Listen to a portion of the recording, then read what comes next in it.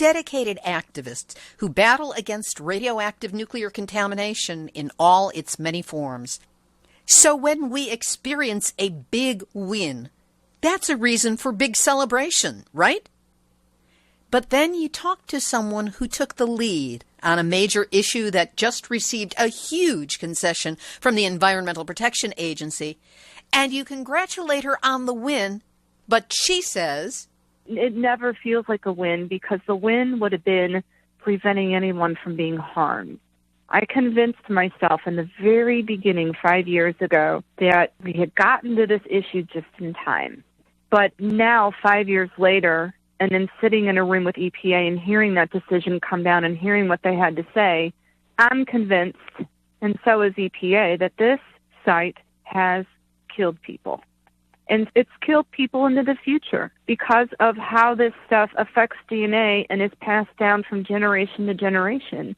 And so even with the last cupful of this radioactive waste, if it's removed 5 years from now, it will still, in effect, continue to kill people for generations in families of members that were exposed decades ago. That's the reality of nuclear. That's a real sobering thought. And when you hear something like that, you realize the forever-lasting, never-ending nature of that seat that we all share. Nuclear hot seat, what are those people thinking? Nuclear hot seat, what have those boys been drinking? Nuclear hot seat, the corium is sinking. Our time to act is shrinking, but our activists are linking. Nuclear hot seat, it's the bomb. Welcome to Nuclear Hot Seat, the weekly international news magazine keeping you up to date on all things nuclear from a different perspective. My name is Libby Halevi. I am the producer and host, as well as a survivor of the nuclear accident at 3 Mile Island from just 1 mile away. So I know what can happen when those nuclear so-called experts get it wrong. This week, we talk with Dawn Chapman and Karen Nickel, the founders of Just Moms StL, and we talk about this week's announcement by the Environmental Protection Agency of cleanup plans for the radioactive World War II nuclear weapons waste that has been illegally buried at the Westlake Landfill in North St. Louis and has been migrating into people's backyards, into their homes, into their bodies. We'll also have Numbnuts of the Week for outstanding nuclear boneheadedness and more honest nuclear information than was heard at all of last Sunday's Super Bowl or the riots that followed. All of this coming up in just a few moments. Today is Tuesday, February 6, 2018, and here is the week's nuclear news from a different perspective. The big story this week is that the U.S. Environmental Protection Agency has finally announced plans for a cleanup at the Westlake Landfill in North St. Louis.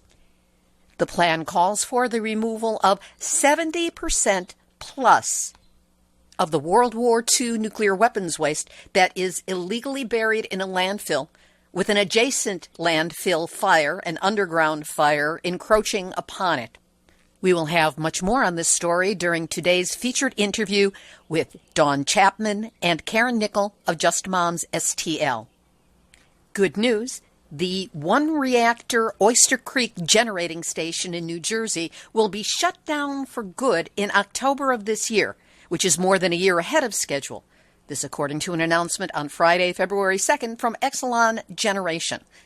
The facility is located 63 miles from Philadelphia and 84 miles from New York City. It had been licensed to operate through 2019. Oyster Creek is a GE Mark I design boiling water reactor, the first and oldest Fukushima-designed nuclear reactor in the world. According to Paul Gunter, director of the Reactor Oversight Project at Beyond Nuclear, there are still 29 Fukushima-style reactors operating in the United States, and he said, None of our country's Fukushima-design reactors should have operated for even one more day once we saw the catastrophic events publicly unfold worldwide at Fukushima. But just 2 days before Exelon's announcement, New Jersey legislators filed an amended version of a bill that would recognize the environmental and fuel diversity attributes of the state's nuclear power plants. But while Exelon is hailing Oyster Creek's early shutdown as an humanitarian step to help its employees find new work elsewhere, a close reading of the legislature's documents reveals that a change in state water use rules would have required the construction of new cooling towers at Oyster Creek to continue operation. So they just shut it down early rather than having to pay the added expenses. Either way, as of October, it will no longer be in operation, meaning that all we have to worry about then is how in the world we dispose of the reactor and its highly radioactive waste. That's always the elephant in the nuclear living room. Turning now to nuclear weaponry, the Trump administration's 2018 Nuclear Posture Review reveals that this administration's plan is to build up the nation's nuclear weapons arsenal and expand the circumstances for first use of nuclear weapons. The buildup includes the manufacturing of new so-called low-yield tactical nuclear warheads for sea-launched Trident D5 missiles intended to make nuclear weapons more usable for military conflict. The plan also clears the way for the United States to resume nuclear weapons testing if necessary, that's in quotes, in a move that would further enhance the global threat of nuclear war fighting. This new strategy opens the door to first use of nuclear weapons, which is prohibited under international law. Note that in this push to create so-called low-yield weapons, the bombs dropped on Hiroshima and Nagasaki were technically low-yield. And look what they did. Lots of links to articles on this one, including the highly recommended Lies, Damn Lies, and Nuclear Posture Review by David Swanson, who's the founder of worldbeyondwar.org. With this kind of warmongering, it's no surprise that the Bulletin of the Atomic Scientists moved the doomsday clock 30 seconds closer to midnight, and it's only 2 minutes away. Their estimation of when we will hit total destruction. Daniel Ellsberg, the man who brought us the Pentagon Papers, has written a book based on nuclear weapons planning documents that he took at the same time. It's called The Doomsday Machine, Confessions of a Nuclear War Planner. And while you should definitely read the book, a great analysis of this has been done by James Heddle of the Ecological Options Network. We will have a link to that analysis up. Meanwhile, regarding the U.S. and North Korea facing off against each other, Ellsberg said, "It's crazy for either side to think of armed conflict with the other, but both sides are threatening crazy actions. And anyone who says there is no chance that will be carried out has not been following any of the events here." He added, "We are in a very serious situation." And in such a serious situation, what else is there to do but Nuclear hot seat, nuclear hot seat, nuclear hot seat, numbnuts of the week. This is evil numbnuts. Henry Kissinger, that old warmongering warhorse who was Secretary of State under President Richard Nixon and the mastermind behind the secret bombing of Cambodia during the Vietnam War, as well as several other massacres, has weighed in on the current political climate to declare that a nuclear first strike against North Korea is tempting. That's the word he used, tempting. Tempting? Dude, when you're watching your weight because of the clogged arteries in your heart, a fine French pastry for dessert is tempting. Spending too much money on some inessential luxury that catches your eye is tempting. But incinerating a country and its people with a nuclear first strike is something you find tempting? At what devil do you still worship?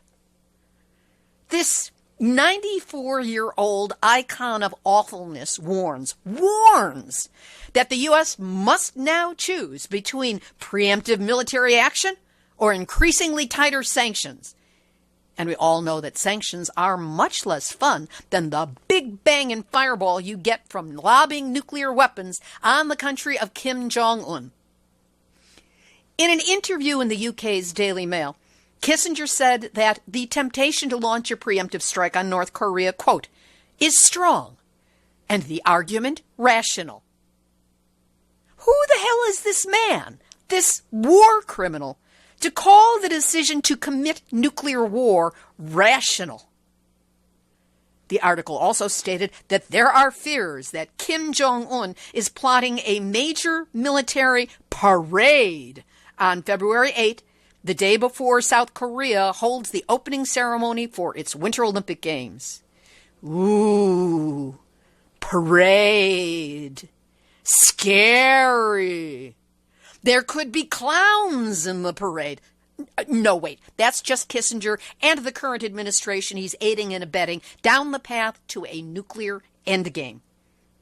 There's so much more that could be said about this, but one major question remains. Why are we still even listening to or talking about or to Henry Kissinger as having credibility as anything other than a decrepit old man whose only joy in life seems to be in watching others die before he does? If his temptations are followed through on, we may all be signing off together. Because you just know damn well that Kim Jong-un will not face nuclear Armageddon alone. He will do his best to take the rest of us with him. And that's why, Henry Kissinger, lover of death with blood on your hands, you and your temptation to commit nuclear war are this week's Nuclear Hot Seat, nuts of the week.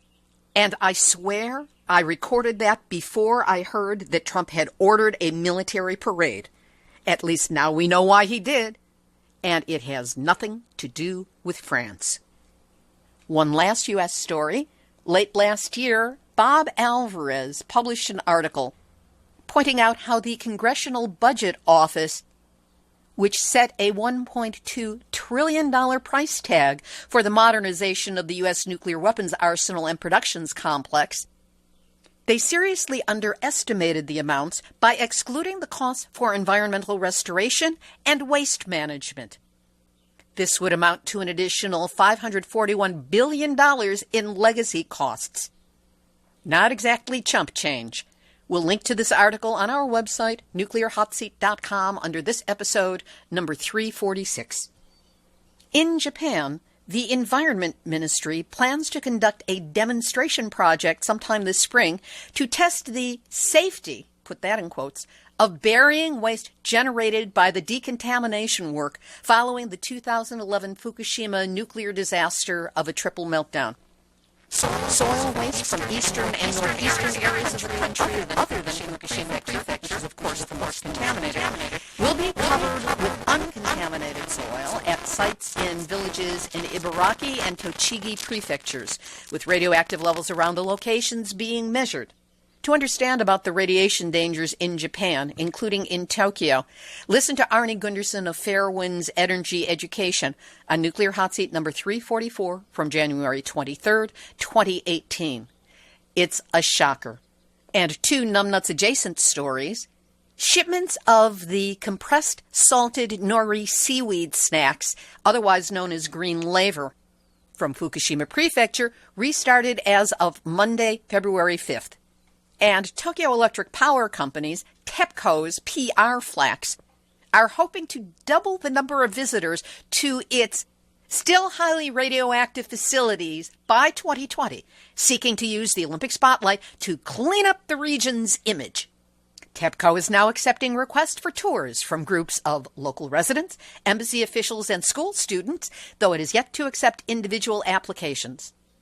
About 10,000 tourists came last year, and TEPCO aims to double that to 20,000 by 2020. Very alliterative, when Tokyo hosts the Summer Games.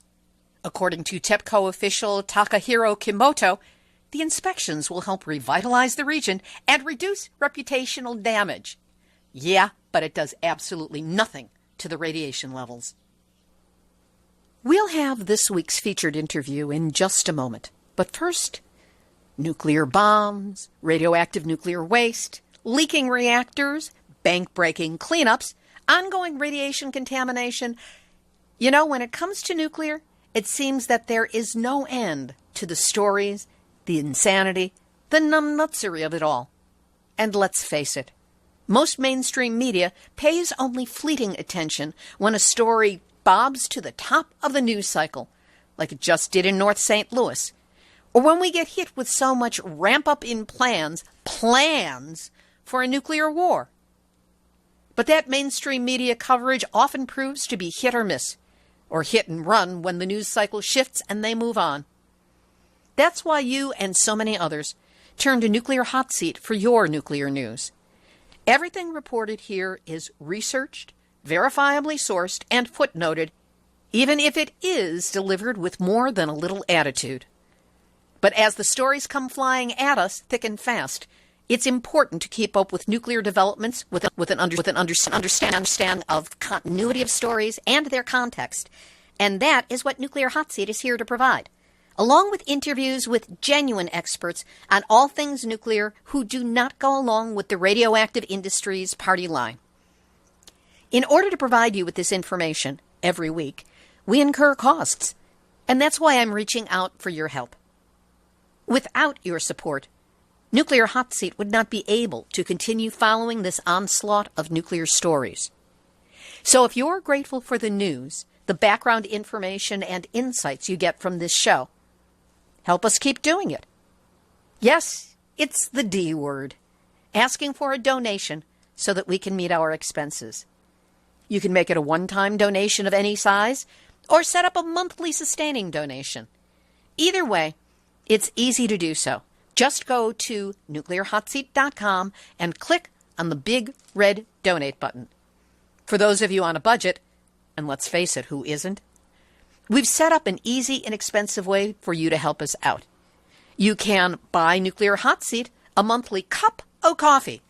Send the show a monthly $5, the equivalent of a cup of coffee and a nice tip to a barista. Trust me, it'll be going to the show's many online expenses, not any overpriced coffee. You can make that donation easily by clicking on the big green donate button at nuclearhotseat.com. Please, do what you can to help keep Nuclear Hotseat going so you can continue getting the information that shows you what's really going on in the nuclear world.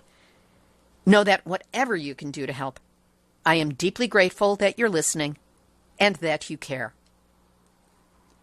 Here's this week's featured interview. As you heard, the EPA finally announced its intentions to clean up the radioactive World War II nuclear weapons waste illegally buried at the Westlake Landfill, waste that has been destroying the health and lives of men, women, children, and the unborn in North St. Louis. 70% plus cleanup pledged by Administrator Scott Pruitt, and the agency seems down with the plan. But is it good enough?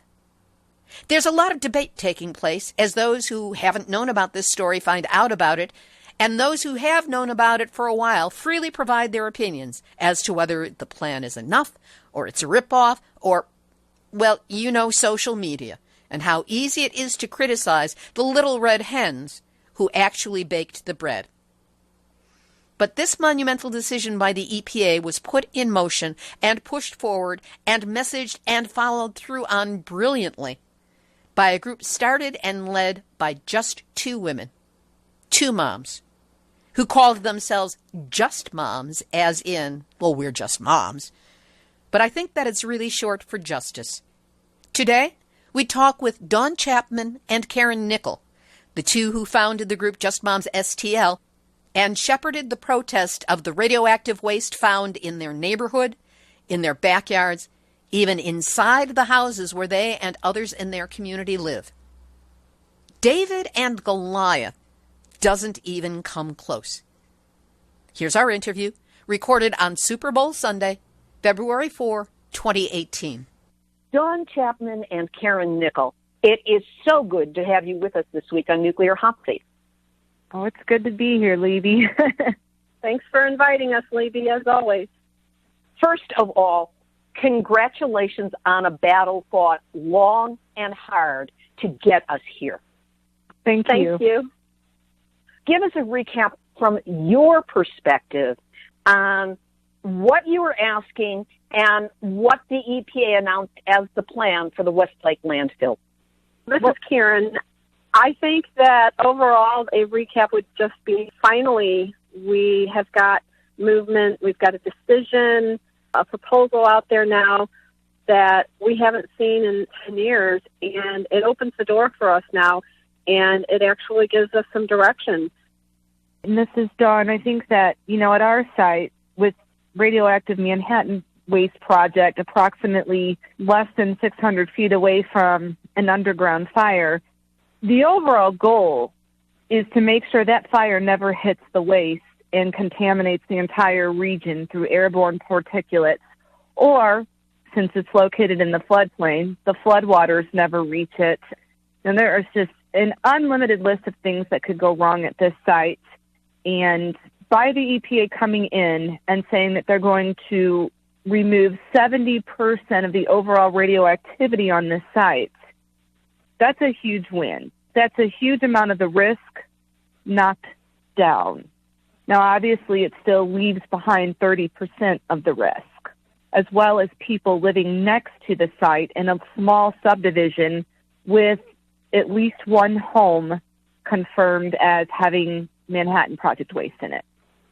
So the EPA, Scott Pruitt, announced that 70% cleanup with plus involved in that. What does that imprecise plus imply, or what are you hoping that it means? This is Dawn. So with the cleanup plus, the plus option is the ability to go a little deeper or grab a few more of the pockets. The radioactive waste in our site really kind of looks like, if you were to turn the site on its side, it looks like a leopard print pattern.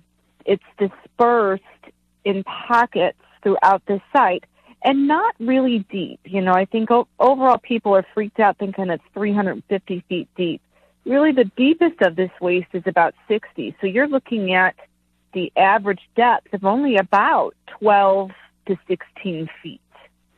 And I think what's important about that is the plus means that they're going to go down 16 feet, but if they're down at 16 feet and they find a little pocket below that that's really hot, well, it's kind of like a Mohs skin cancer scrape. They may decide to go down another foot since they're already there and get that too. Because why leave it? Why not go that extra foot down and grab that little pocket and bring it? So that's kind of the discussions that we're having. And really what it means is at a lot of other sites, you'll have a decision that might say full removal, but then as the months go by and as the tests start going, they'll say, well, there's a little spot here with 5% that we can't get, or there's another spot here with 7%. So what starts out as 100% ends up going back down to about 80%, or usually right around 75%. In our case, it's a pretty straightforward, transparent way of saying it, in that we know we're going to get a minimum of this amount, but we're going to try and work up to some more. How has this plan, this 70+% cleanup, been received by people on the Facebook page of Just Moms StL and more generally in the greater St. Louis area, say through the media or through direct interactions that you've had? Initially, the response and the feeling that we're getting overall is, people want a decision on this waste and what's going to happen with it. And if you throw out numbers like 70% or whatnot, most people have not read these documents. They don't really understand what that means. But what they are receptive to is the fact that EPA has come in and has proposed this remedy. And what it's doing is it's opening up the conversation, and people are talking about this. And when people start talking about this, the problem is recognized a little bit more. And what this has done is EPA has now come out and said that this waste needs to be removed. And that is validation that those of us with Just Moms and other people and organizations that have been calling for the removal of this waste is an indication that we were right and that it does need to be removed. It does pose a risk to this community. You have the validation and people are starting to come forward. I do believe that, most people want to know the bottom line. They want to know what's going to happen. We're still fighting for relocation. It's our belief that there should not be a shovel sunk in the ground until those living closest to this landfill have had a viable option to relocate if that's what they choose to do. So I think overall it's been well received, and I also think because we are a strong community and we have taken so much time to educate these people in this community that they understand that this was a huge victory, that this was an open door moment, and that we now pretty much have a seat at the table. Is there a timeline that has been given for when this is supposed to start? Sweetie, this is Dawn, and I think that is probably one of the most important questions because so now that we've had a proposed decision, it's a new day here, and we are wrapped up in, quite frankly, a legal battle, if you will, because now there is a 45-day public comment that starts on Tuesday. And the problem is that depending on what participation looks like, depending on many other issues that can come up, these all affect the timeline.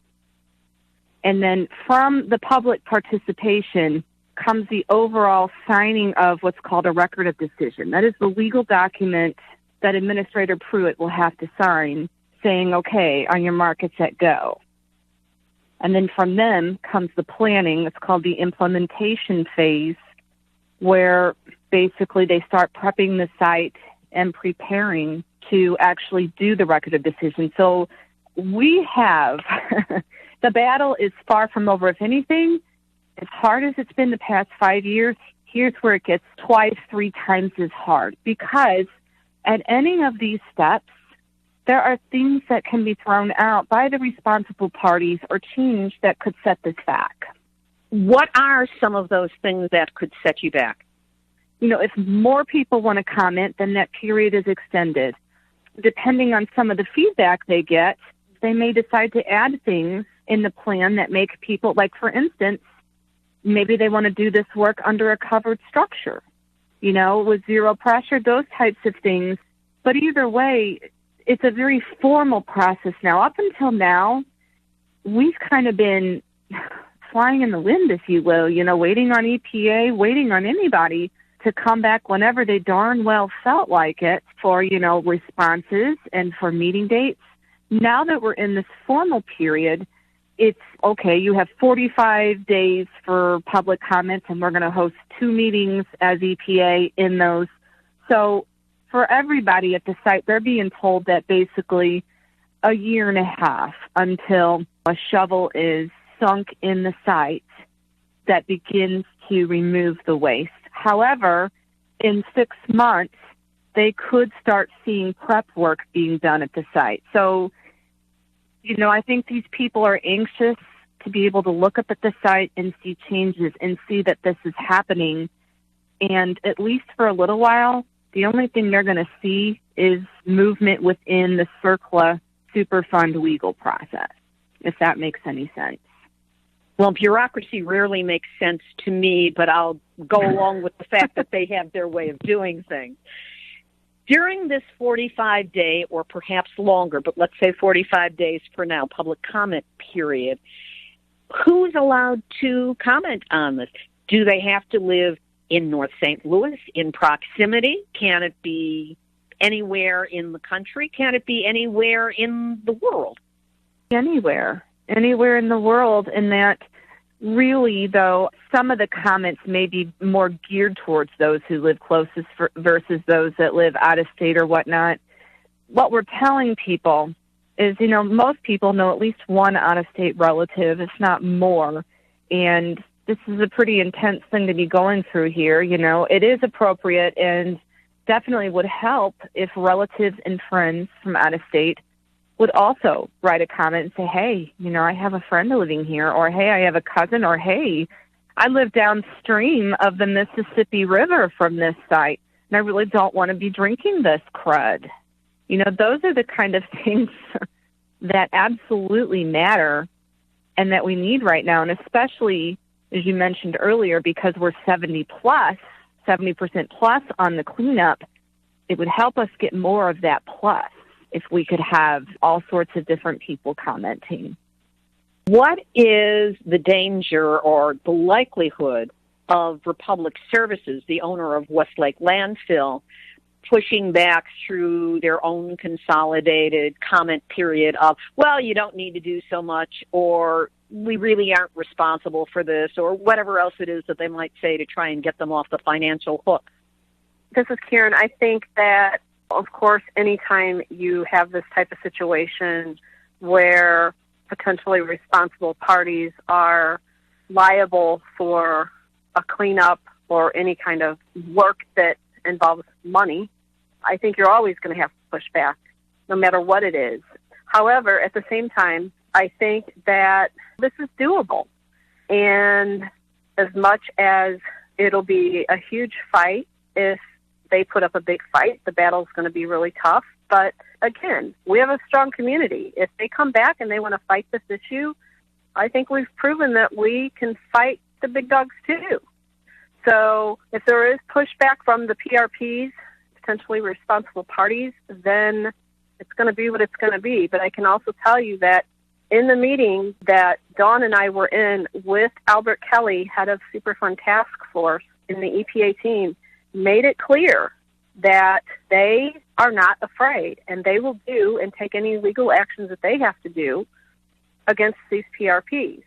And I think you've seen this in San Jacinto, where Administrator Pruitt just signed a removal for the waste pits down there, and the opposition was drug into federal court and was proven that they were paying people to lie and fight against people. So if I were Republic, and you've got this movie, this HBO movie coming out, Atomic Homefront, I don't think I would fight. I think I would just do what I'm supposed to do. But again, I don't think anybody can tell you whether or not that's going to happen. We have heard, there was a statement on our local news that they had reached out to the landfill owner, and their statement was they were happy to see that the EPA had come to a decision and made an announcement on a proposed plan, and that their intentions were to follow the CERCLA law, and there would be no pushback. Now, again, we don't know if that's true or not. We're not afraid, and we're prepared, and we're ready. And this is Dawn. I think that within the CERCLA law, there are legal mechanisms that the EPA and that Administrator Scott Pruitt certainly have to where they can, one of them is a unilateral decision where they can go in and do the work, and then they as EPA turn around and sue the responsible parties for the funding. And that was brought up in the meeting that Karen referenced with EPA head of Superfund Task Force, Albert Kelly, and the other group. And, there were 4 representatives of federally elected officials in that meeting with us. They all heard the same thing. It doesn't sound as though EPA is too worried. And in fact, one of the points of validation that EPA made is one of their engineers stepped up to answer that legal question, and he said, that's right. He said, we are confident that we have what it takes to go in front of a federal judge and convince them that this decision needs to be enacted immediately. Again, that was a very powerful statement of validation that they feel like at least 70%, if not more, of this radioactive waste has to leave our community.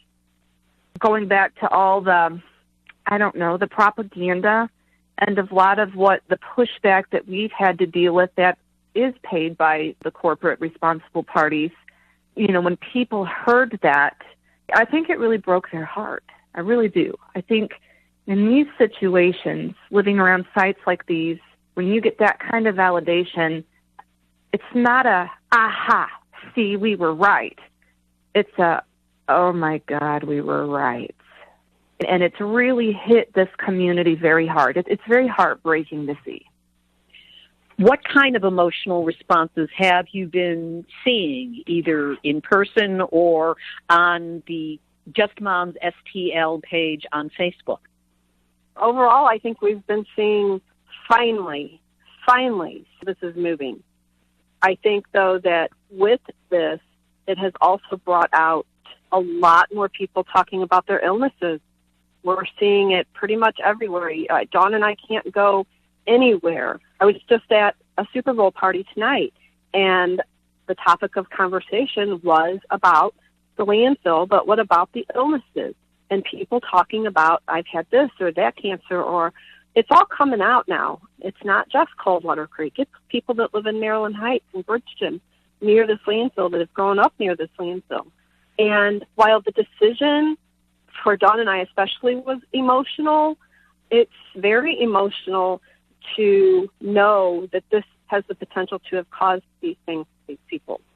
So it's sad, it's happy, it's anger, it's frustration. I know for me personally, the first day when we heard of everything and it was overwhelming and I was trying to process it and I was thankful and happy and feeling like we've accomplished something and feeling like the new fight's just begun. And the next day, I was angry. I was so angry that it took 5 years of mine and my friends' life fighting these people to get to this point that we are today. And the point that we are today is just the beginning, again. So I think people's emotions are all over the place. I would second that, and I think the anger that she talked about, you know, for me to be angry, and I was angry too, but it's nothing compared to Karen's, because like her and a lot of other people, I can honestly say, at least for now, I'm not sick that I know of, but they are. They're fighting this just as hard as I am, but it takes so much more out of them. They need that extra time to take care of themselves. They need that extra time with family, and this battle sucks people who are healthy dry. So imagine what it does with people who are struggling. You know, writing letters to legislators and members of Congress about why this site needs to be cleaned up in the middle of getting a chemo treatment and in between them. It's unbelievable what this fight looks like from the inside out. When we see it on the page, when somebody's looking in and they're reading our social media on our pages, I mean, they're seeing it and they're thinking, oh my God, these poor people, because like Karen said, these illnesses are just pouring out the stories, but they're looking from the outside in. We're looking from the inside out, and we know these people, and we're like, God, for some of these people, it is an absolute chore to get to the grocery store. Or, you know what, in our situation, even writing press releases in advance, trying to anticipate the release of this information, we're asking somebody to write the press release and help us with that who has suffered numerous bouts of cancer and is very young, who this radioactive waste in a different location in St. Louis has absolutely devastated her life. And yet here she is having to compose herself and help us write a press release that's going to go out. I mean, it's really insane. It's an amazing battle that you've been fighting. And the concern that occurs to me is that this came down with Scott Pruitt being the head of the EPA. And I'm wondering if he moves on from that agency, either to something else within the government or leaves it entirely, does this plan remain in place? Is this a commitment of the EPA, or is this a commitment of the EPA under Scott Pruitt that could change if somebody else comes in? This is Karen. I brought that question up while we were in the discussions with this meeting we had, and hypothetically speaking, it's a possibility that Scott Pruitt may move to the Attorney General, or we'll have a new administration come in. I mean, those things are all very possible that, yes, it could be undone. We have to get the record of decision signed. And I think, Dawn, correct me if I'm wrong, but even at that point, there is a possibility that some of these things could be undone. That being said, we're not going to live our life right now worrying about someone else coming in and changing and undoing what has been done. For Dawn and myself, it's one day at a time, sometimes 1 hour at a time, focusing on what we have and moving towards where we're going and how we get there. It's my hope that if Scott Pruitt were to decide that he wanted to go be Attorney General or anything else, that the person that they would bring in would be someone that would value those same opinions. But again, that is not something that we can look into a crystal ball and figure out.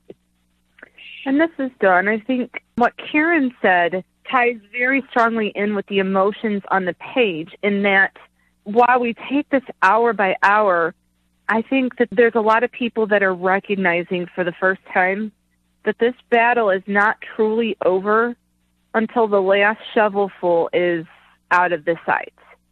And I think that one of the things that I'm the most grateful for, there have been other people at other sites across the nation, for instance, the Rocky Flats Downwinder group, who have reached out on our site and have just kind of done the congratulating, but done a little uplifting and done a little bit of a reality check and said, hey, we declared victory too soon when our decision came out. And everybody was off celebrating the victory and relaxing, and we didn't watch it close enough. Or we watched it, some of them watched it very close, but there was still a lot of sneaky stuff that happened. And so I think that there's this feeling that once the battle is won, everybody goes home and celebrates, and that's not the case. And then even in reality, it never feels like a win, because the win would have been preventing anyone from being harmed. And I think, at least myself in the beginning, I convinced myself in the very beginning 5 years ago that we had gotten to this issue just in time. But now, 5 years later, and then sitting in a room with EPA and hearing that decision come down and hearing what they had to say, I'm convinced, and so is EPA, that this site has killed people. And it's killed people into the future because of how this stuff affects DNA and is passed down from generation to generation. And so even with the last cupful of this radioactive waste, if it's removed 5 years from now, it will still, in effect, continue to kill people for generations in families of members that were exposed decades ago to it. And that is such an unfathomable thing, but that's the reality of nuclear. And that's the reality of what has happened at our site and other sites around the nation. And it's just a very jagged pill for people to swallow. And there's a circular grieving process that doesn't have an end to it. This is Karen. I think that when you're looking at saying, yes, we need to remove this waste for the risk of long-term exposure and what that looks like, I think that we already know what that looks like, because it's already been 40 years that it has sat there, and it's already been to the long term. And we are seeing those people sick from that. And while that's a great thing that from now, this day forward, we're going to remove it and it's going to be gone and that long-term risk will end, the fact remains is that we already have been through the long term for most people that have lived in this area and been exposed to this waste. So it's bittersweet. I know that a lot of people are like, you guys don't really sound so happy. One, we're exhausted. Two, we have a lot of work to do, and we know that. And we are excited, we are happy, and we are ready to go. But there's a lot of work to be done. And we also know that in a little bit over a week, the nation is going to be watching Atomic Homefront, an HBO documentary on this fight and the fight at Coldwater Creek. And they are going to, through that film, get to meet members of our community and members of our little family now that are no longer with us. They're going to get to view this battle on a very personal level And a lot of them are going to be people who are just waking up to the fact that didn't know about this and possibly were exposed to this waste. And it feels like there's a bit of a rush, I think, for some of us to get ourselves, get our stuff together emotionally so that we can jump right into handling that. Right after the decision, the two of you made a very brief video that you posted to report to people as to what had happened. And I have to say that you both looked somewhere several miles beyond knackered. What did you do? What were you able to do to give yourself some celebration or some recovery? Or have you had a chance to do either? I don't think we've had the opportunity to do anything. This is Karen. First of all, when we left that room, and I'm not afraid to say it, we were crying, and it wasn't just a sniffle cry. It was sobbing. It was very emotional in that room, and we left the room. We did the video. By the time we got back to my house, the press was already here, and it was a complete full day of press, and then we went straight into an emergency meeting that we called for the community. And since then, it's been nose to the grind on the Facebook page. Like Dawn said, for the next week, we're going to have to man the page, pull ourselves together emotionally, get on the same page with how Dawn and I are going to move forward, handling 18,000 people on a Facebook page that is growing by leaps and bounds and who have questions, and you have new people, and it's hand-holding again, just like it was in the beginning, to somewhat educate these people. And then we've got the rush of the film coming on next Monday, on February 12th. So I don't know about you, Dawn, but I haven't had time to do anything. I went to a Super Bowl party for a couple hours this afternoon, and the conversation was about the landfill. You don't escape it. There's there's just no time.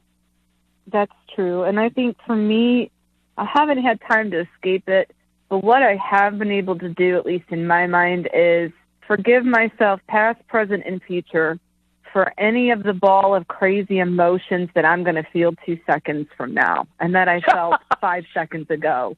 And I think because it's like watching a mirror when I look at the page in social media, because I'm watching everybody else do that too.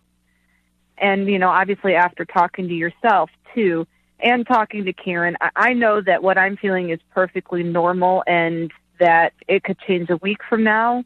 And it's just going to be what it's going to be. I think Karen pointed out the bigger thing is it's something that we are working on, is that we do have to find a time to escape.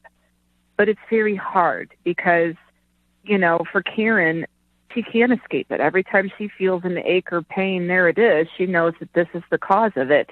But we literally can't go anywhere. My daughter, for instance, has a Girl Scout meeting tomorrow night after school.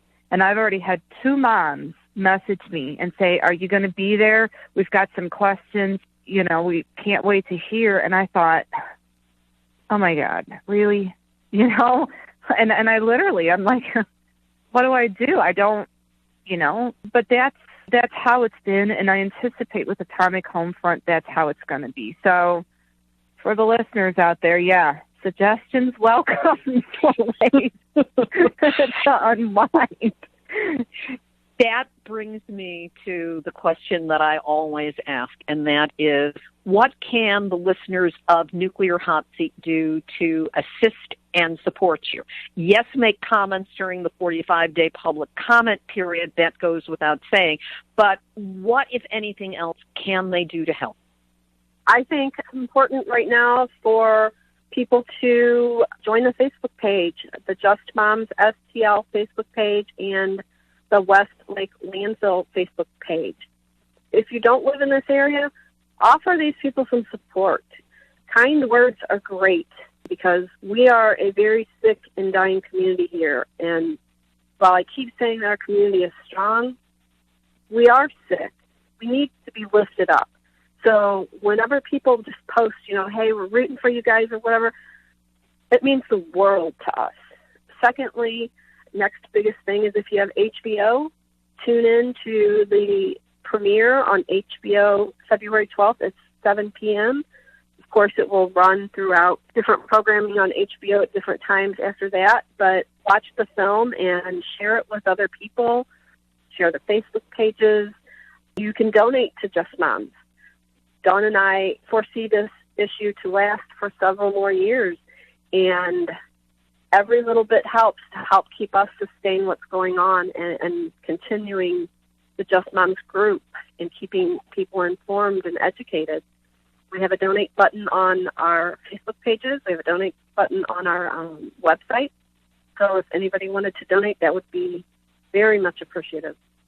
I think that what Karen said about joining the page, there are things that we know that we're going to need in the coming weeks and months, but we don't know exactly what they are yet, and ways that you, as the listener, may be able to think of that you can help us that we don't even know to ask for. And I think that's why it's really important to get on those pages as well, so you can follow what's going on, and especially if you're a person in the activist community that's been through something similar, you are probably very wise to what we're going through, and you may be able to help us in ways that we can't even think that we need help right now. Well put, and I know that the listeners reach out when they have the opportunity to do so to support, because we all need each other in this battle. Dawn Chapman, Karen Nickel, you are two of my heroes, or sheroes, if you prefer it that way. And I want to thank you not only for the work that you have done, but once again being my guest this week on Nuclear Hot Seat. Thank you, Libby. Thank you, Libby. Always love to hear from you and always love to be on your show. Thank you. Dawn Chapman and Karen Nickel, co-founders of Just Moms StL. They're the two who spearheaded the community-based drive to get the EPA to commit to cleaning up the World War II nuclear weapons waste at the Westlake Landfill in North St. Louis.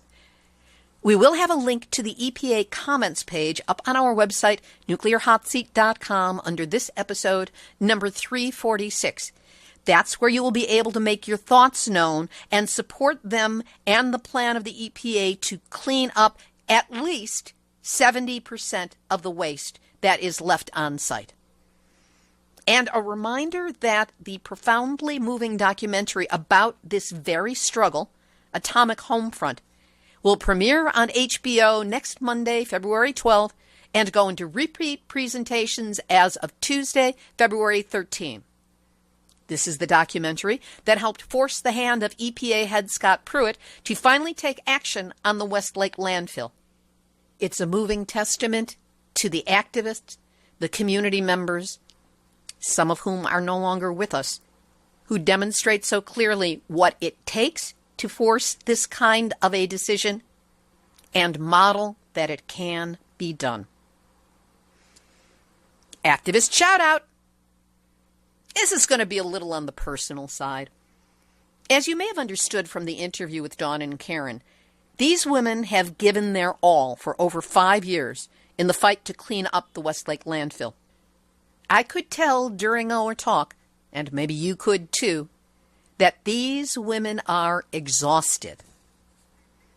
They had experienced no break, no downtime to recover from the announcement from the EPA before they move on to what they're going to have to do from this point forward.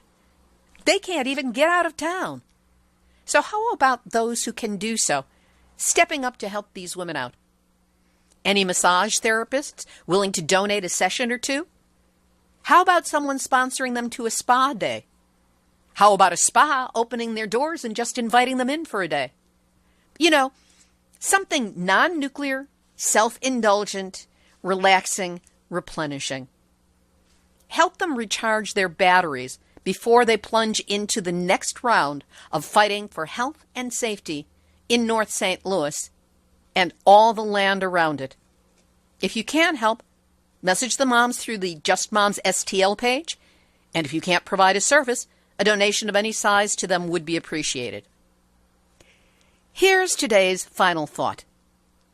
To be honest, I'm all thunk out. Class dismissed.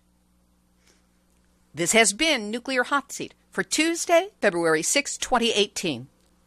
Materials for this week's show has been researched and compiled from nuclear-news.net and Sean McGee, dunrenard.wordpress.com and Hervé Courtois, stlouis.cbslocal.com, stltoday.com, wallstreetjournal.com, Beyond Nuclear, app.com, alternet.org, businessinsider.com, huffingtonpost.com, worldbeyondwar.org, truth-out.org, dailycause.com, dailymail.co.uk, mprnews.org, planetarianperspectives.net, washingtonspectator.org, japantimes.co.jp, thespec.com, defense1.com, ianfairley.org, the soul-dead cubicle drones grinding out press releases for World Nuclear News, the Nuclear Regulatory Commission, and a shout-out to the Nuclear Hot Seat listeners and followers literally around the world, 123 countries and counting.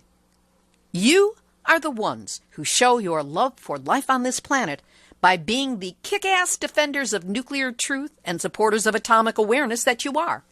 Thank you so much for gathering at the Facebook Nuclear Hot Seat blog page and podcast page. And if you haven't yet, be sure to stop by one or both. Click like, post, and share. If you know of a radio station in your area that would be interested in joining the growing list of broadcast affiliates carrying Nuclear Hot Seat, you can contact us with their info at nuclearhotseat.com. Theme music written by me, sung by Marilee Weber, accompaniment by John Barnard, recorded at Winslow Court Studio in Hollywood. Want to get Nuclear Hot Seat delivered via email every week? You won't lose out on any episodes that way, and it is easy. Just go to nuclearhotseat.com, and on the homepage, look for the yellow box. That's where you can sign up for one, count them one, and only one weekly email, which contains the link to the latest show. Now, if you have a story lead, a hot tip, or a suggestion of someone to interview, send an email to info@nuclearhotseat.com. We are copyright 2018, Libby Halevi and Hardestry Communications. All rights reserved, but fair use allowed as long as proper attribution is provided. And if you appreciate weekly verifiable news updates about nuclear issues from around the world, take a moment to send a donation of any size to nuclearhotseat.com. This is Libby Halevi of Hardestry Communications, the heart of the art of communicating, reminding you that, as Margaret Mead said, never doubt that a small group of thoughtful, committed citizens can change the world. Indeed, it's the only thing that ever has. And we just saw that in action. Okay, campers, you have just had your nuclear wake-up call. So don't go back to sleep, because we are all in the nuclear hot seat. Nuclear hot seat. What are those people thinking? Nuclear hot seat. What have those boys been drinking? Nuclear hot seat. The corium is sinking. Our time to act is shrinking, but our activists are linking. Nuclear hot seat. It's the bomb.